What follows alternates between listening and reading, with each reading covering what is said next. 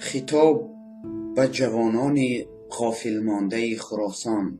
شعر از استاد شهیر و زنده یاد و دردآشنا خلیل الله خلیلی. نور چشم وطن بچه افغان افسوس، دل من داغ شد از دست تو ای جان افسوس. چند گویم به تو فرزند مسلمان افسوس، به تو ای عنصر فرسوده و جانان افسوس.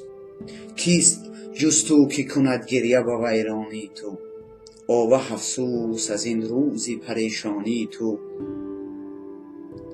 همه بیدار تو در خواب گرانی تا کی، غافل از سیر ترقی جهانی تا کی. چشم بر راه کمال دیگرانی تا کی، تو به این پرده تاریک نهانی تا کی.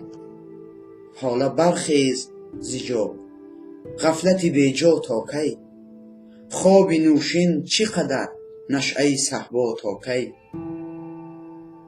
ای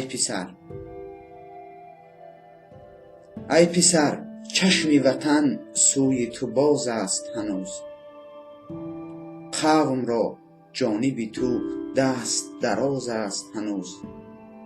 مملکت را به تو 100 گونه نیاز است هنوز، مهلت خدمت تو دور و دراز است هنوز.